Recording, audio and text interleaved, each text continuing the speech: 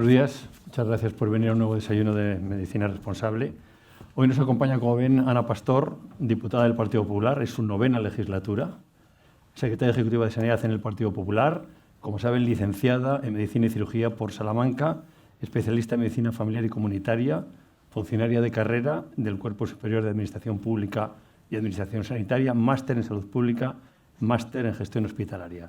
Y dentro de la política, pues como saben también ustedes, ha sido ministra de Sanidad, ministra de Fomento y subsecretaria de 3 ministerios importantes: Interior, Presidencia y Educación y Cultura. Señora Pastor, gracias por venir a acompañarnos en este primer café. Muchas gracias. Es inevitable hablar de política antes de hablar de sanidad. Yo aprovecho siempre para repasar un poco la actualidad. Hoy me he levantado, he puesto la radio como todas las mañanas y me da la impresión que vivo permanentemente en la anormalidad. Hoy se estaba cuestionando la política española por la virulencia con la que se ataca a la mujer del presidente del Gobierno, cuando se ha atacado aquí desde el rey a todo el mundo. Se ha insultado a todo el mundo, se ha descalificado a todo el mundo. ¿Qué está pasando con un Gobierno que da la impresión que quiere colonizarlo todo? Las instituciones, las empresas públicas, la justicia, los medios de comunicación. ¿Cómo lo ve usted desde la política? Bueno, primero, si me permites, dar las gracias a Ilunion, al Grupo 11, por acogernos siempre también en esta casa, a todos ustedes que en Madrid ya saben que se dice que a las 8 de la tarde o das una conferencia o te la dan, pero aquí espero que esto no sea una conferencia. Este formato es estupendo porque así nadie aguanta el rollo de nadie. Y decirte que estoy encantada de contestar a todas tus preguntas, intentando aportar algo de sentido común al sinsentido que estamos viviendo. Y que si a mí me dicen, cuando yo era una joven jefe de servicio en Pontevedra, que me iba a entrevistar este señor, pues bueno, haríamos la ola todos, ¿no? Y o sea que para mí seguirá siendo y sigue siendo un gran comunicador, un gran profesional del periodismo y un placer estar contigo.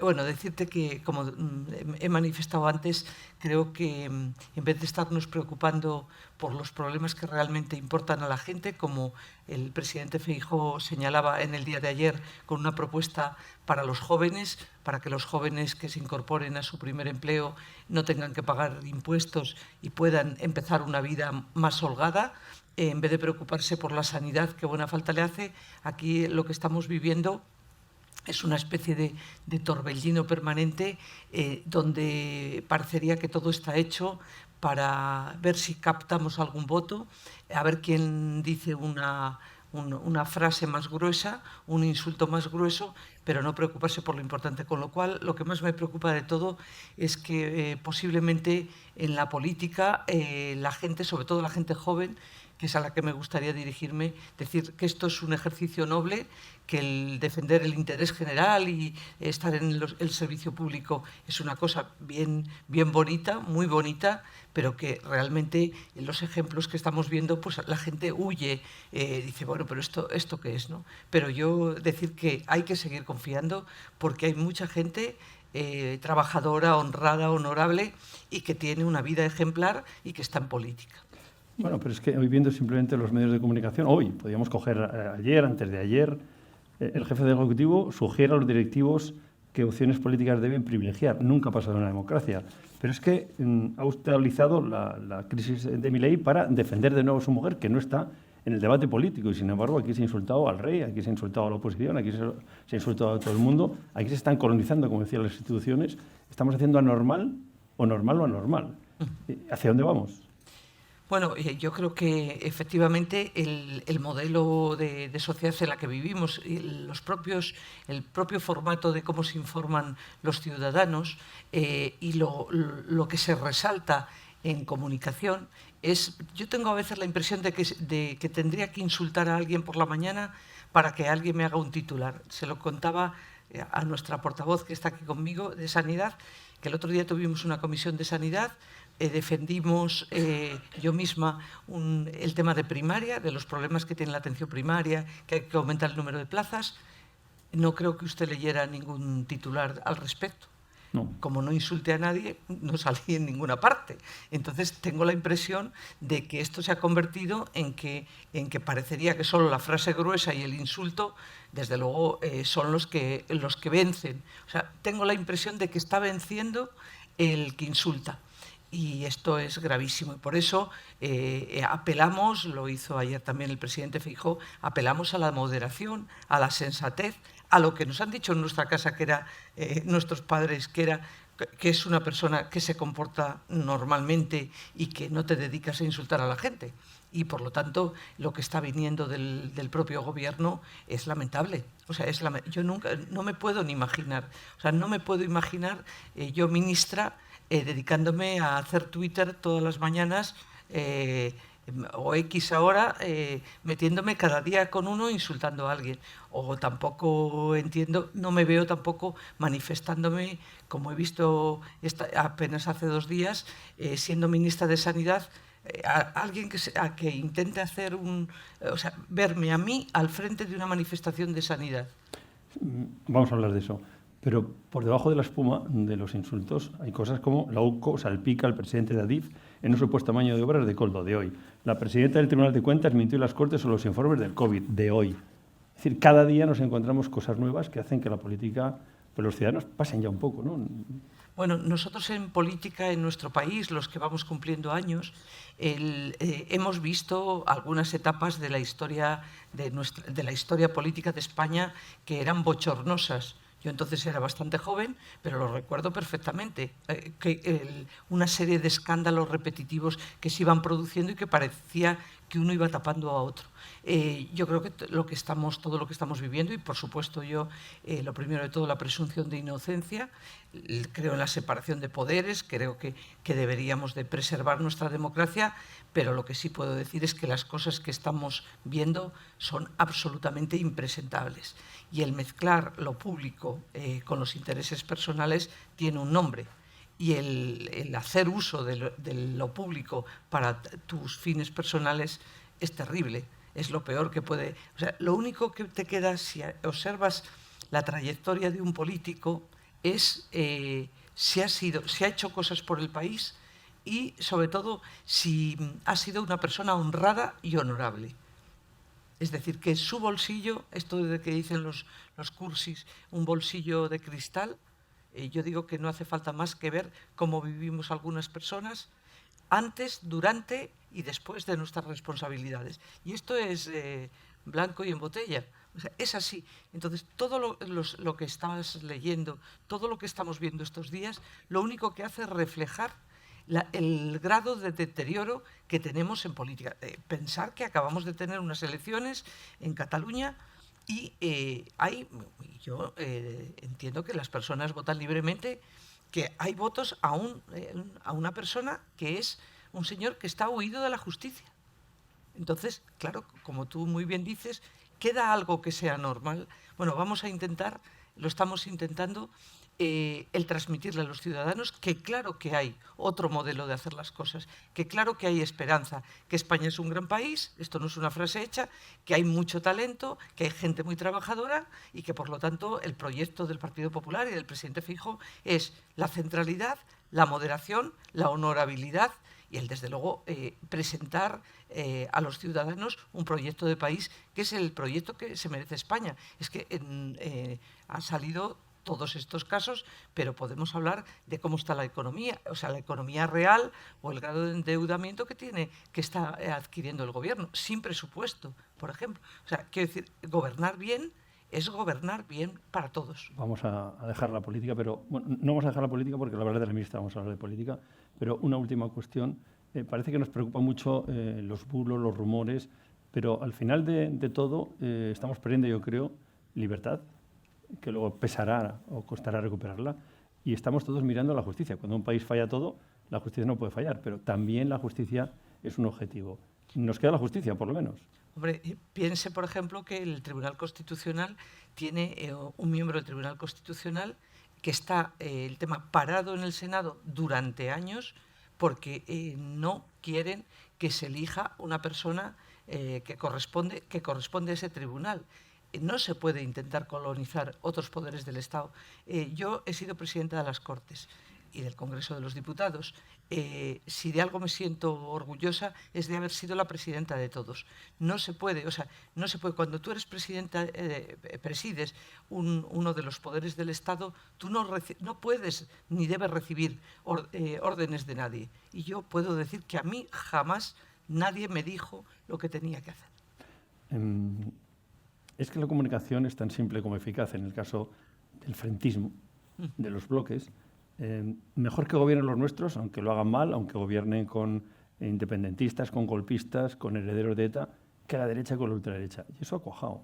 ¿Cómo es posible? Pues tiene lo que estás contando, o lo que está contando tiene una explicación, ¿no? Que es que efectivamente que la comunicación es una herramienta, un instrumento que se puede utilizar bien, como la política, pero también se puede utilizar mal. Yo diría que lo que hay en este momento, aparte de intoxicación, es manipulación. Una parte de la palabra manipulación sale el barro, el no sé. Bueno, los ciudadanos son inteligentes, pero yo creo que la manipulación existe y todo lo que está pasando estos últimos días es un ejemplo claro de cómo intentan manipular desde un lado y desde otro. Por eso nosotros decimos, no, nosotros vamos a seguir defendiendo lo que hemos defendido. El proyecto del Partido Popular no es de hoy. El proyecto del Partido Popular, de hecho, llevamos ganando todas las elecciones. Es verdad que no hemos podido gobernar, pero aspiramos, desde luego, a más pronto que tarde, gobernar este país y hacerlo con sensatez. Porque no todos los políticos son iguales, igual que no todos los periodistas son iguales. Y, por lo tanto, la gente tiene que verse reflejada en los políticos. Es decir, deberíamos de ser un ejemplo para los ciudadanos, ejemplo de honestidad, ejemplo de preparación, porque hay algo que es muy importante en la vida. Nadie puede entender que a un quirófano entre una persona que no sabe operar. No puedo entender cómo alguien puede llegar a un ministerio y no saber absolutamente nada. No saber ni lo que es un subsecretario, ni saber lo que es una ley. O sea, esto me parece de una osadía impresionante. Pero es así. Esto es lo que estamos viviendo, lo cual no quiere decir que lo podamos cambiar, y para eso estamos, para intentar cambiar las cosas. Pero la ideología lo impregna todo. Hemos escuchado a la ministra de Sanidad, y entramos en la sanidad específicamente, que la ideología tiene también que tener su traslación al mundo de la sanidad. ¿Usted está de acuerdo? Bueno, para empezar, decir que deberían personas, la ministra de Sanidad, para ponerle nombre, una ministra de Sanidad manifestándose por mejorar la sanidad del país, ella puede hacer lo que le parezca oportuno y conveniente, pero lo que tiene que hacer es poner en marcha medidas que mejoren esa sanidad de la que está hablando, porque ella es la máxima responsable, es la máxima autoridad sanitaria de este país, y la sanidad necesita muchas reformas, que ahora hablaremos, y muchos cambios. Entonces, lo que se dice, se pone al frente, la frase dicha esta, te pones al frente de la manifestación. O sea, yo tengo un problema y salgo a la calle, me pongo al frente de la manifestación, hago 2 titulares, y ¿eso qué es? Ideología. Propaganda. Pero en llevar a cabo lo que dice ella, la ideología tiene que figurar también en los planes sanitarios. Por eso yo le pregunto, ¿la ideología tiene que entrar en el campo de la sanidad? Yo posiblemente, no es bueno hablar de uno mismo, pero sí que voy a hablar en este punto de uno mismo, o sea, de mí misma. Yo llevé al Congreso de los Diputados, en la legislatura en la que fui ministra, 4 leyes.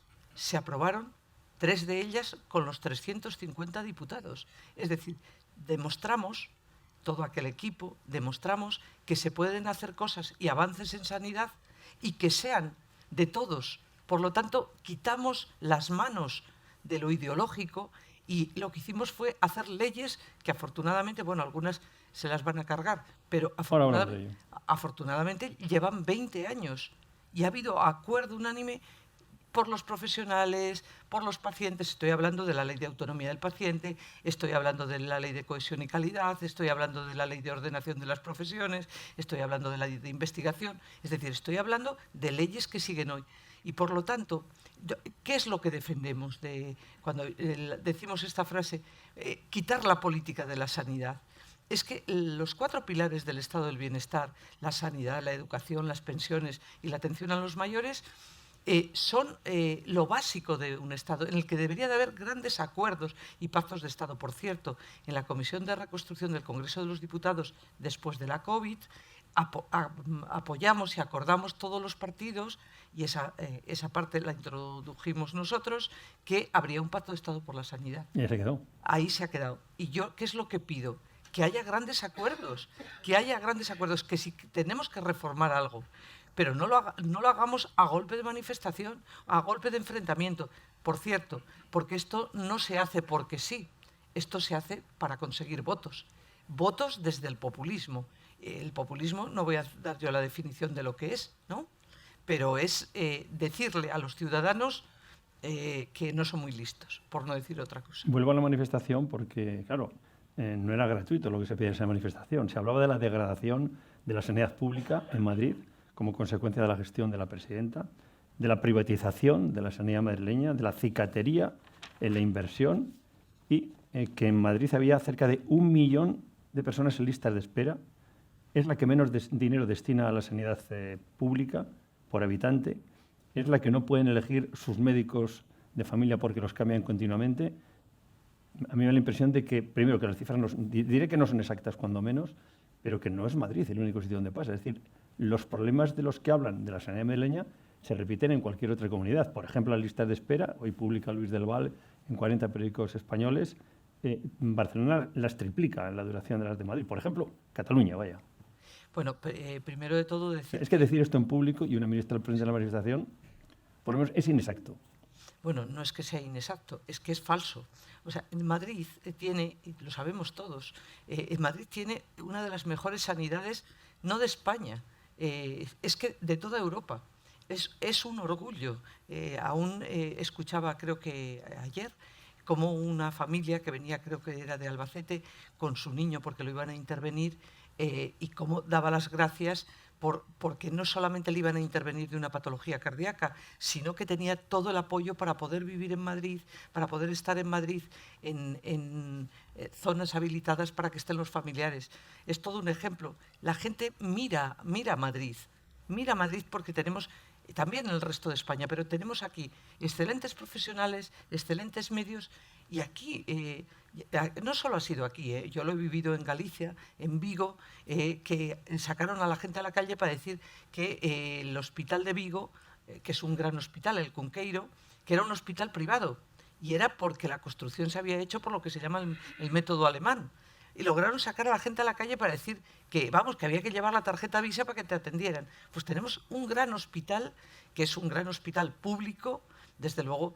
Y claro, a mí que salgan ahora a decir que quieren que la sanidad sea universal y pública, a mí me abochorna. Sobre todo por si lo está oyendo alguien de fuera que no sabe de qué va esto. Porque es que la sanidad en España es pública, gratuita y universal. A mí me han pasado cosas en mi experiencia política.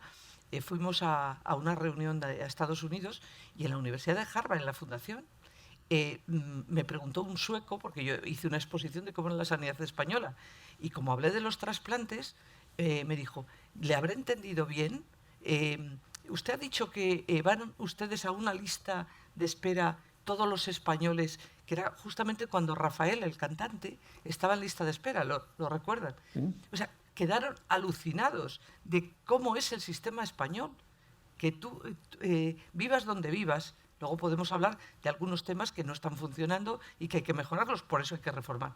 Ahora bien, decir que ahora por fin ha llegado la sanidad pública y la universalidad de la asistencia, hombre, es como un poco, es de broma.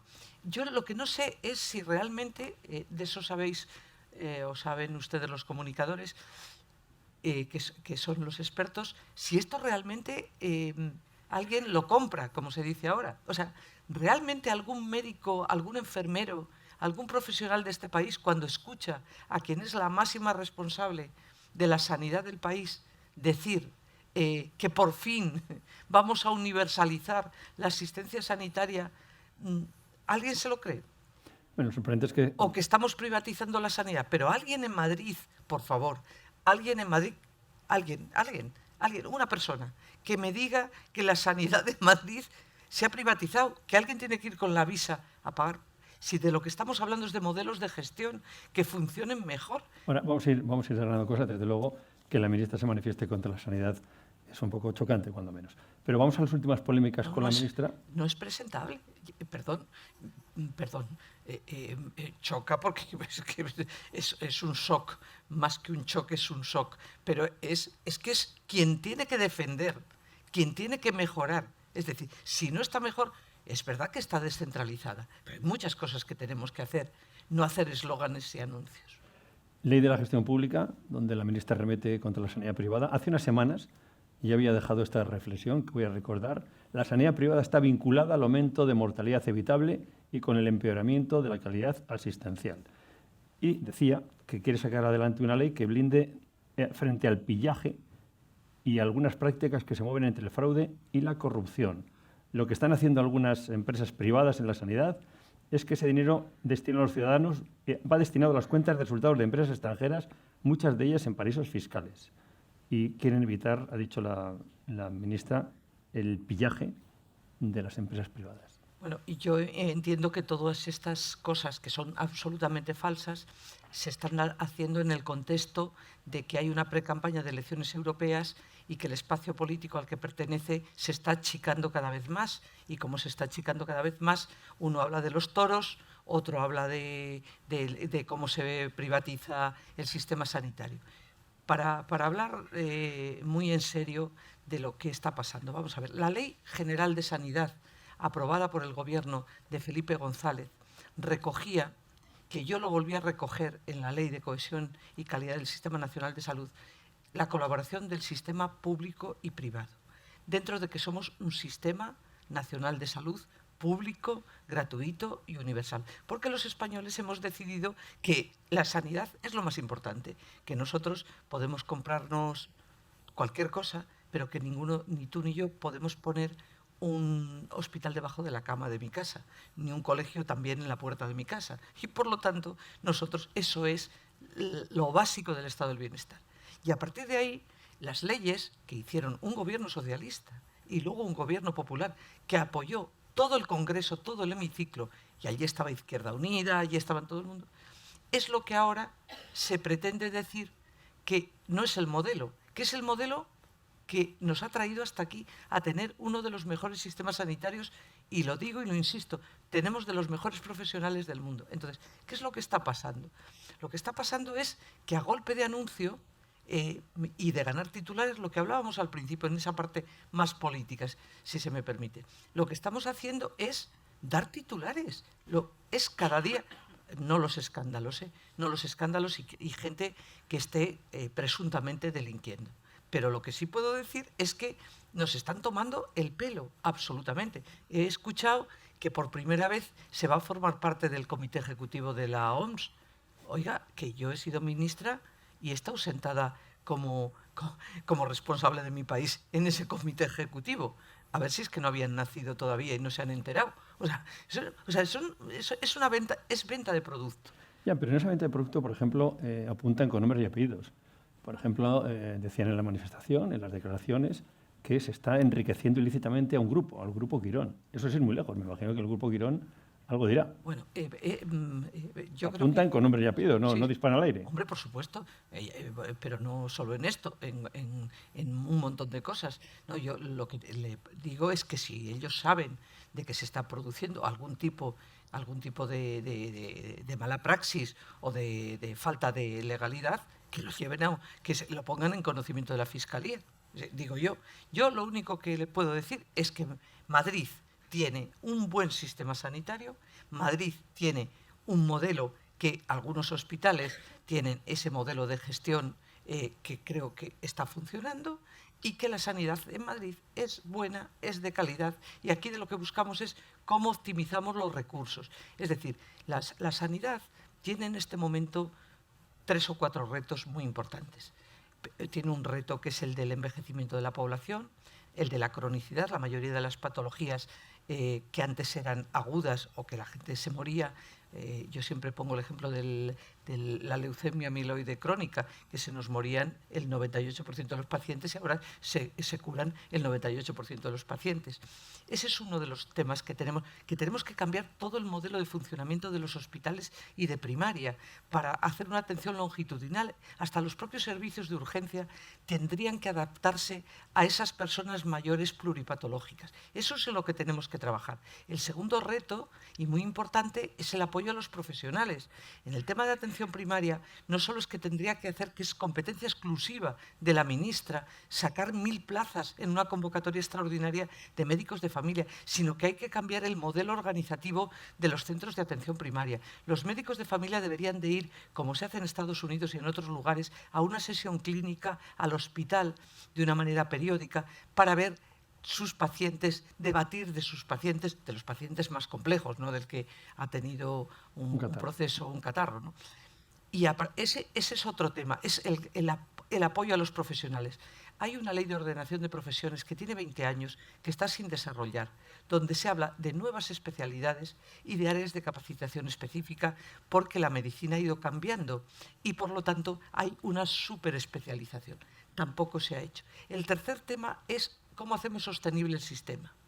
Y el sistema se hace sostenible, los últimos datos que tenemos consolidados es que se ha destinado al sistema sanitario más de 90.000 millones de euros de los impuestos de todos los españoles, porque la sanidad desde el año 96, como saben, se separaron las fuentes de financiación.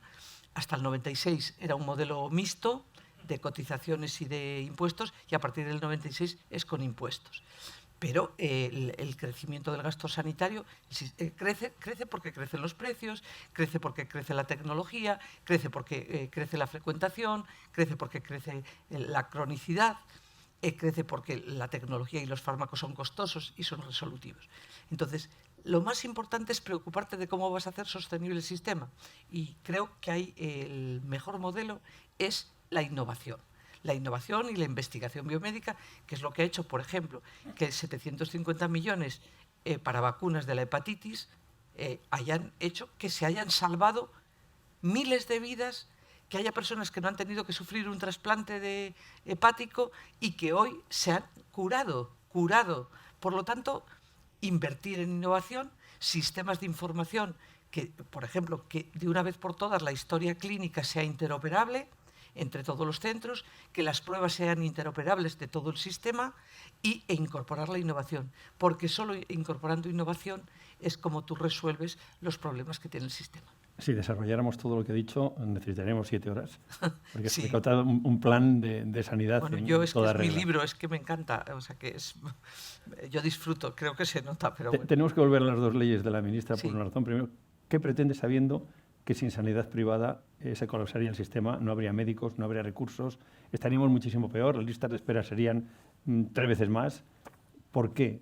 ¿Esto simplemente por captar votos sabiendo que es imposible lo que dice? Bueno, pues yo creo que sí. Esa vía engaño, intentar captar votos. La sanidad en España es pública y va a seguir siendo pública. Y los mayores defensores hemos sido, vamos, nosotros, y somos, creo que todos los sanitarios. La sanidad es pública. Que los modelos de gestión o que la concertación, que eso está en la ley. Y luego, por cierto, en un borrador que he visto por ahí, tampoco se ha incluido. Es decir, que están tomando el pelo, es decir, están haciendo a golpe de anuncio para ver si captan. O sea, no lo olvidemos, no sé de lo que se hablará dentro de un mes, pero ahora de lo que se está hablando es de cuántos escaños se sacan al Parlamento Europeo. Eso sí, no se habla de la agricultura, de la PAC, no se habla de todo lo que tiene que ver con el tema hídrico. Señor Pastor, en el tema sanitario, claro, han criminalizado al sector privado, están tirando piedras contra el Sistema Nacional de Salud, que es lo público y lo privado, y eso tendrá consecuencias. Es decir, se están defendiendo todos, dicen que no se sientan identificados con la ministra, que se sienten agredidos. Hombre, es una buena grieta en el sistema sanitario arremeter con una privada que es imprescindible, según dicen todos los expertos.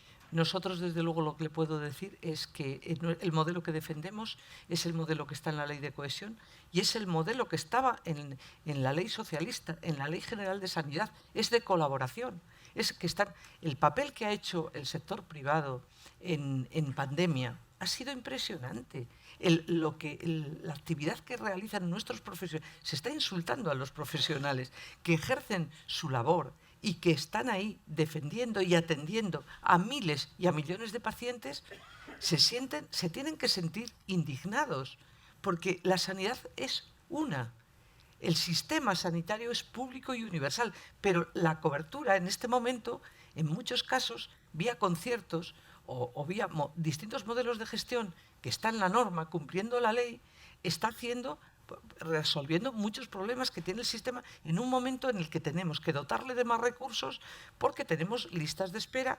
Por cierto, como muy bien ha dicho el señor Del Val, efectivamente, esos son los datos públicos. O sea, cuando se miente descaradamente, porque no es Madrid la que tiene mayores listas de espera. ¿Sabe cuál sería el titular? La ministra de Sanidad va a poner en marcha medidas para reducir las listas de espera, en colaboración con las comunidades autónomas. Ahí quería ir porque, claro, han dicho otra cosa mucho más rotunda. Por decreto el Gobierno va a reducir las listas de espera. Usted ha sido ministra. ¿Cómo se puede, por decreto, reducir las listas de espera? ¿Con qué recursos, con qué médicos, con qué competencias? Se ha dicho también, se ha publicado. Hombre, y la frase es... Esto lo dijo ni más ni el presidente del Gobierno. Sí, yo invito y tú pagas. Yo invito y tú Pero pagas. no está invitando, ¿cómo se hace? Pero yo invito y tú pagas. Es decir, yo te digo cuánta lista de espera tienes que tener y tú búscate la vida. Dice, pero es que esto es lo que es el populismo. Es que a problemas importantes tú le das soluciones fáciles. ¿Qué cosa más fácil? Yo saco un decreto y digo cuánto hay que esperar en mi país. Eso sí, desde luego sin colaboración con nadie, solo lo que yo decida. A ver, es un modelo y un discurso bastante lamentable. Falso y lamentable. Y lo quiero dejar muy claro. Es lo que se está haciendo contra la sanidad de Madrid. No se queda solo en populismo y en que necesito sacar algún voto más para tener algún escaño más en las europeas. Es atacar a los profesionales de la sanidad madrileña, que son excelentes, y a los centros sanitarios de la Comunidad de Madrid, que como todo y como en todas partes hay cosas que mejorar y muchas personas en este momento están en lista de espera. A mí me gustaría, como a todos mis compañeros, que se operaran mañana, pero tenemos una demanda muy importante porque piense cuántas prótesis de cadera se ponían hace 20 años o 25 y cuántas prótesis, o de hombro, ya no digo de cadera, de hombro, cuántas prótesis de hombro se ponían y cuántas prótesis de hombro se ponen ahora. Las patologías, fíjese, una patología como el SIDA se ha convertido en una patología crónica. Nosotros, en este momento, la medicina personalizada y de precisión, los propios CAR-T, hacen que las personas se curen, y unas se curen de forma definitiva y otras su patología se convierta en crónica. Eso es lo que está encareciendo el sistema. Que por otra parte, somos en este momento, en España, otro de los temas competencia exclusiva del Ministerio es preocuparse de que hay fármacos autorizados en la Unión Europea, en muchos países de la Unión, y que aquí llevan 600 días esperando que se autorice un fármaco. Y vamos a hablar de eso también, pero no nos va a dar tiempo. Pasa muy deprisa con usted el tiempo. Pero hay que hablar también de la Ley de Universalidad del Sistema Nacional Sanitario. ¿Qué hay de nuevo en este anuncio tan rimbombante? Bueno, yo empecé, perdón si me adelanto en algunas cosas. Vamos reordenando. Sí, bueno, pero lo que yo le decía antes, o sea, si tú en este momento pretendes sacar votos porque digas que la sanidad en España no es universal, pública y gratuita, hombre, te estarás dirigiendo a gente que piensas que es tonta, porque en España todos los ciudadanos, del primero al último, del último rincón del pueblecito de España al centro de la capital de España, todos sabemos que tenemos un sistema público, gratuito y universal. Todos. Por lo tanto, cuando estás diciendo universalidad, quieres decir que vas a hacer tú una ley. ¿Pero una ley de universalidad de qué? Pero si todos los españoles, no conozco un solo español que no tenga sanidad. ¿Alguien conoce algún español que no tenga sanidad? Ni uno. ¿Y qué de nuevo? Que van a incorporar nuevo que no hubiera. Populismo puro y duro. Y, desde luego, decir que cualquiera que pase por aquí, pues será atendido estupendamente. cuando no se está teniendo en cuenta los convenios internacionales, cuando no se está teniendo en cuenta... Es que no tendremos que ver el texto definitivo, ¿verdad, Marimar? Y veremos, pero desde luego lo que le puedo decir, el objetivo no es darnos a los españoles mejor sanidad, no. El objetivo es decirle, no sé a quién, que la sanidad, que por fin ha llegado una ministra que va a hacer universal la asistencia sanitaria. Bueno, pues como yo no soy tonta, creo que no soy tonta, pues decir, mire, vaya usted a buscar titulares a otra parte, porque desde luego en el Congreso de los Diputados se lo vamos a decir bien clarito. Usted ha sido presidenta del Congreso y hace poco teníamos la comparecencia de la presidenta Armengol, caso mascarillas, está ahí. Parece que, decía el otro día Armengol, que es un bulo. No sabemos nada desde septiembre de las investigaciones. Esto se quedará en agua de borraja, no pasará nada. Aquí no ha pasado nada con el lío de las mascarillas. Hemos perdido mucho tiempo, muchos titulares.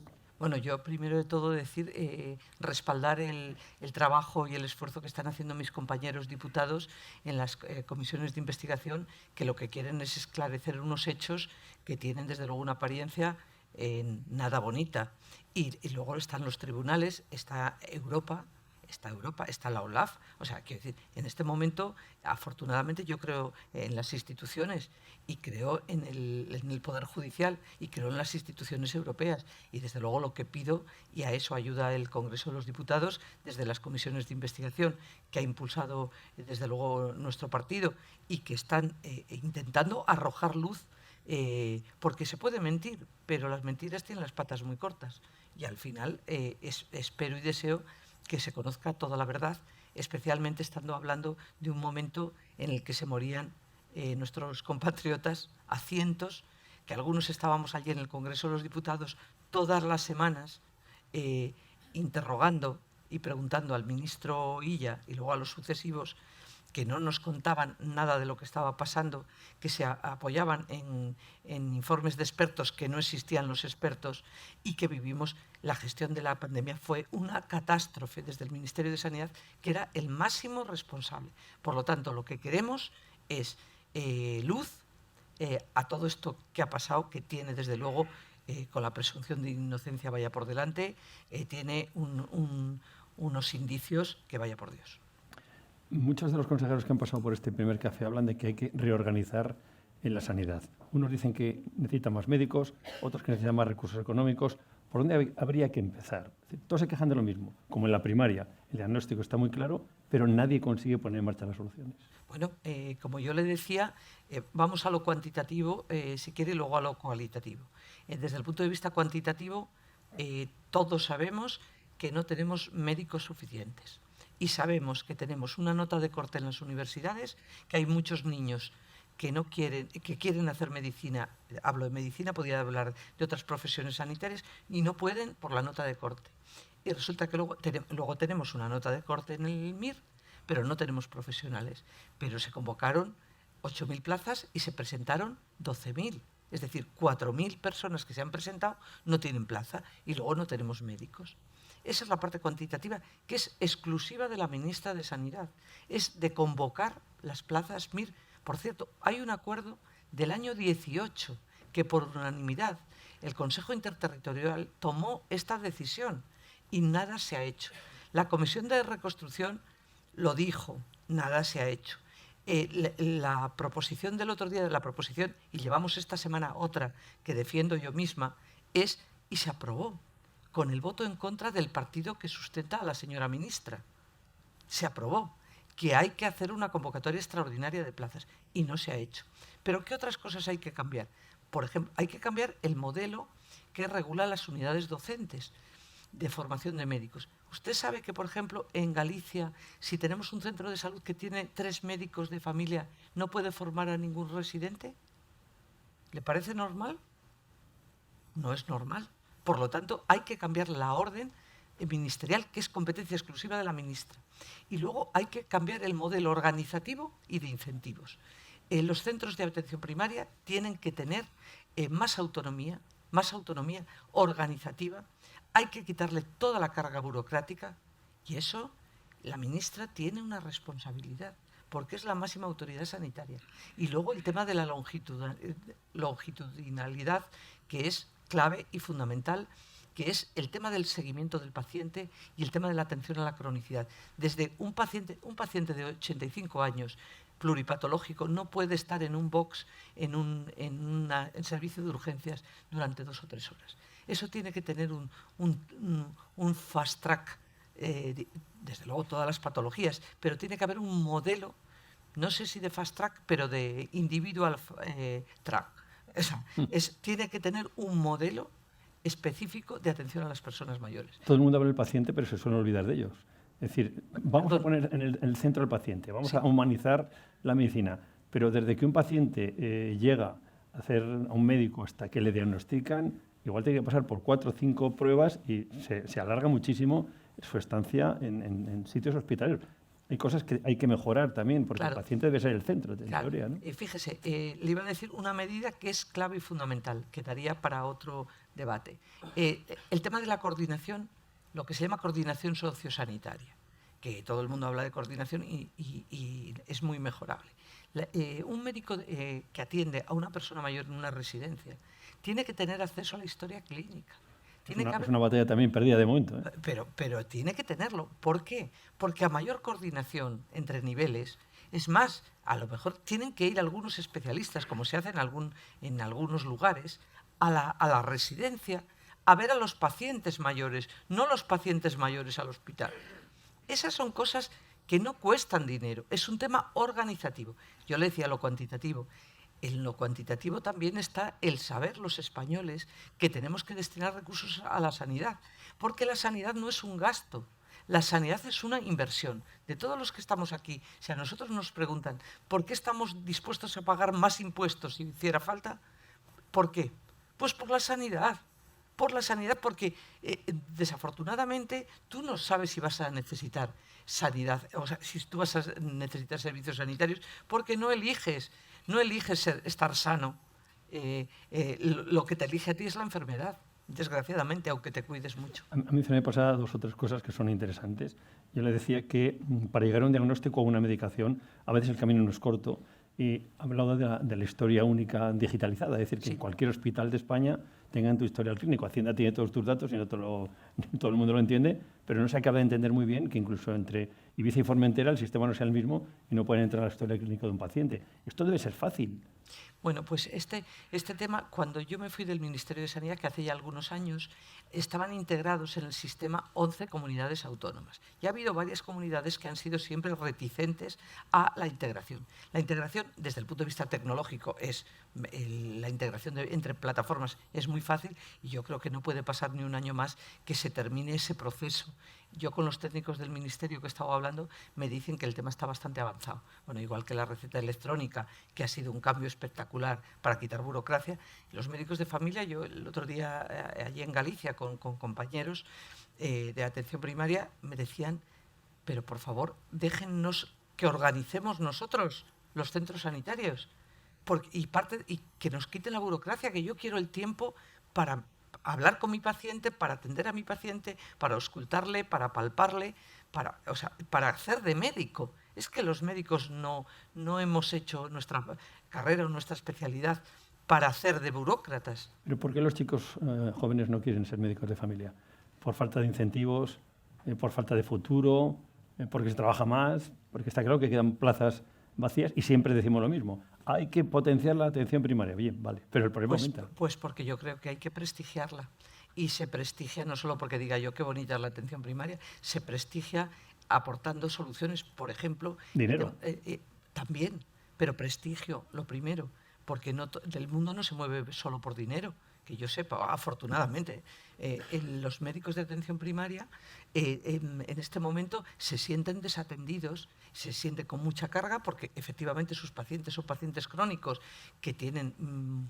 la frecuentación es mucho más alta y se sienten abandonados un poco y aislados de lo que parece que es la parte que creen algunos que es la parte importante del sistema. Es como si fuéramos unos de primera categoría y otros de segunda. No, todo el sistema. Y tiene que funcionar de forma coordinada y de forma conjunta. Lo que yo le ponía, el ejemplo del acceso a la tecnología por los profesionales de atención primaria, el que puedan estar en las sesiones clínicas evaluando y hablando de sus pacientes. Eso es fundamental, porque fíjese, si un profesional de atención primaria, tú tienes un paciente que ha tenido una fractura de húmero, de cabeza de húmero, y tú puedes asistir a la sesión clínica en la que te explican que te han hecho una prótesis de cabeza, pero no de habitáculo, y te explican por qué. Cuando ese paciente tenga molestias, tenga problemas, tú sabrás perfectamente de qué se está y tendrás más capacidad de orientar a tu paciente. Es decir, es un tema que yo creo que los que están aquí, que son médicos o sanitarios, entienden perfectamente de lo que estoy hablando. Y el médico y el sanitario tienen que tener un papel central. El paciente lo tiene, pero tenemos que dejar al médico que haga de médico. Me quedan poco tiempo y muchas preguntas. Ha mencionado antes que en España incorporar un nuevo fármaco lleva más de 500 días. ¿Por qué? Pues yo se lo cuento, porque el sistema que hemos puesto en marcha, en vez de ir a modelos como es el NICE inglés o el Edwin alemán, nosotros tenemos un modelo en el que la Comisión de Precios de los Medicamentos tiene expedientes así, no tiene los criterios que a mi juicio econométricos tendría que tener un verdadero NICE, un centro como el inglés que he visitado, donde se hacen análisis de lo que se llama el valor de un fármaco. Es decir, cuando tú presentas un fármaco que es innovador, es decir, un fármaco tanto químico como biológico, que aporta, desde luego, o mejoras en el diagnóstico, o mejoras en el tratamiento, o menos efectos adversos, o mayor disponibilidad farmacocinética, cuando tú aportas, eso es innovar. Y eso se mide, eso es lo que se llama el valor, medir el valor. En España no tenemos un sistema que mida realmente el valor de los fármacos. Tenemos un sistema que es la Comisión de Precios, que es un modelo que no es transparente, que es un modelo que tú presentas, una industria presenta un fármaco y aquello se convierte en una caja negra que nunca sabes al final cuánto tardará, ni cuándo saldrá, y tenemos que ir a un modelo transparente y un modelo en que se mida realmente el valor que aporta el fármaco. Además de las innovaciones que son fantásticas y que no podemos tener. El otro día me abordaba una señora en la calle con su hija con fibrosis quística, que un fármaco está autorizado, pero hay otro segundo fármaco y es necesario que se autorice. ¿Y qué está pasando con la falta de medicamentos, especialmente los genéricos? Pues cada vez hay menos abastecimiento, no sabemos por qué, porque hay que comprar lo específico fuera y luego los descuentos que se hacen de algunos medicamentos son hasta del 98%, con lo cual, ¿quién quiere fabricar para vender casi perdiendo? Bueno, este es un tema muy relevante que se está debatiendo en este momento en Europa, que nosotros en la Comisión de Sanidad hemos abordado unas cuantas veces. El Ministerio de Sanidad sacó un listado de fármacos esenciales, ¿no? Como reserva estratégica, pero eso no es suficiente. Está incluso en el Plan de Seguridad Nacional, yo ahora porque presido esa comisión, si se lo leen, se habla de este tema. España y Europa tenemos que tener un modelo estratégico, no solo de qué reserva de qué fármacos, sino de si tenemos capacidades estratégicas para abastecernos de fármacos. Lo que nos pasó en la pandemia es que eso fue otra de las recomendaciones que se pusieron en la Comisión de Reconstrucción. Está ahí escrito y aprobado por todos los grupos políticos, que tengamos, nosotros tenemos que pensar que no tenemos materia prima de muchos fármacos. Europa, nos lo tenemos que hacer mirar, como diría un catalán. Nosotros ha habido una iniciativa desde el Ministerio de Ciencia, que yo apoyo, que se crea una empresa público-privada entre dos empresas farmacéuticas y el Ministerio de Ciencia, donde las dos empresas tienen el 51%, justamente para trabajar en la línea de fármacos, de algunos fármacos esenciales que de otra manera no sería posible. Por ejemplo, vacunas. Alguien se habrá preguntado por qué no tenemos fábricas de vacunas en España o por qué no hemos tenido, cuando España, los mejores investigadores de vacunas los tenemos en este país. Otra cosa es que el gobierno no le diera el apoyo suficiente. La vacuna llegó tarde y mal. Desde la vacuna del 57, desde la epidemia, la gripe del año 57, nosotros tenemos en el Centro Nacional de Microbiología, en el CSIC, de los mejores investigadores en virus. Nosotros necesitamos tener fábricas de vacunas. ¿Qué pasa con las vacunas? Que desde el punto de vista económico, en muchos casos, esos fármacos no son rentables económicamente y, por lo tanto, los Estados también tenemos que participar. Y por eso esa iniciativa público-privada a mí siempre me ha parecido que es buena. El día 11 de junio vamos a entrevistar a María Jesús Lama, la directora de la Agencia Española de Medicamento. Hablaremos de todo esto. María Jesús Lamas tiene la otra parte, que es reconocer. Por un lado está la Agencia del Medicamento y por otra parte está la Comisión de Precios. La Agencia del Medicamento reconoce la eficacia clínica, la efectividad y la seguridad de los fármacos, que lo puede reconocer ella, lo puede reconocer la Agencia Europea del Medicamento o los distintos países que tenemos reconocimiento mutuo. Y a partir de ahí sale ya el fármaco diciendo este fármaco es eficaz, este fármaco es seguro, y a partir de ahí, donde está el problema, no está en la agencia, está en la Comisión de Precios. Queda mucho por hacer, escuchándola en el mundo de la sanidad. Yo pensaba que estaba todo descubierto, pero no. Y más financiación. No hemos hablado de nada, ni de financiación, ni fondos europeos, ni de medicina de futuro, ni de precisión, ni de las nuevas, en fin, las nuevas fórmulas con la inteligencia artificial, pero tendremos alguna otra ocasión. Nos queda escuchar a Luis del Val, que ha tomado nota, seguramente, con su buena pluma. Con su buena pluma, nunca mejor dicho. Querido Luis. Buenos días. Debo aclarar que la coincidencia entre el traje de la invitada y el color de la chaqueta del fotógrafo es completamente casual, ¿eh? No ha habido complicidades telefónicas de qué te vas a poner. Por cierto, el pantalón de nuestra invitada con una raya de impecable marcado y simetría ejemplar. La simetría es una de las características de la pintura románica de los siglos XI y XII. Y mirada de frente, el rostro de Ana tiene una gran semejanza con esas vírgenes románicas con las que a veces nos tropezamos en algún museo o en alguna iglesia. Cuando ejercía de presidente del Congreso de los Diputados, proyectaba ese hieratismo de las cariátides que sostienen sobre su cabeza el peso de todo un edificio sin que den muestra alguna de esfuerzo. Pero esa aparente imperturbabilidad que puede que proyecte una advertencia de severidad, se distiende en la cercanía y la aparente cariátide se humaniza, se acerca y aparece la persona con sus recuerdos y sus preferencias. Por cierto, ha sido Sáez Buruaga el que al final lo ha recordado, en ese recuento de leyes, cuando era ministra de Sanidad, ha olvidado algo que a mí me parece fundamental, que fue la creación precisamente de la Agencia Española de Seguridad de Alimentación y Nutrición. Y ha recordado los trasplantes, y ha mencionado el trasplante de hígado del cantante Rafael Martos, que a mí me ha producido una gran impresión porque escribimos a dos manos, él y yo, un libro sobre esa dramática aventura.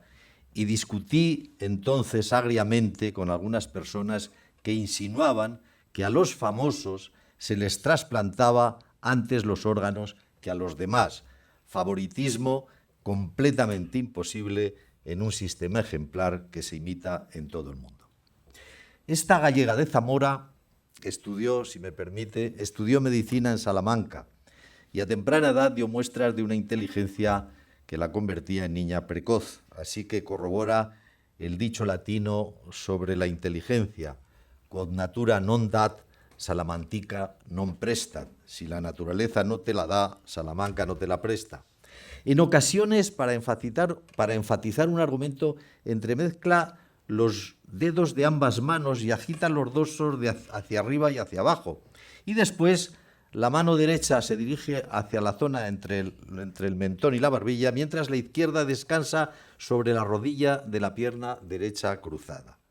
Esto de la derecha y la izquierda es algo geométrico, pero pudiera ser una metáfora de que en la vida necesitamos la izquierda y la derecha para poder alcanzar la simetría románica y la simetría social, y que algunas personas, como Ana, con su actitud, nos hablan de que intentar la eliminación de un lado solo nos puede conducir al desequilibrio.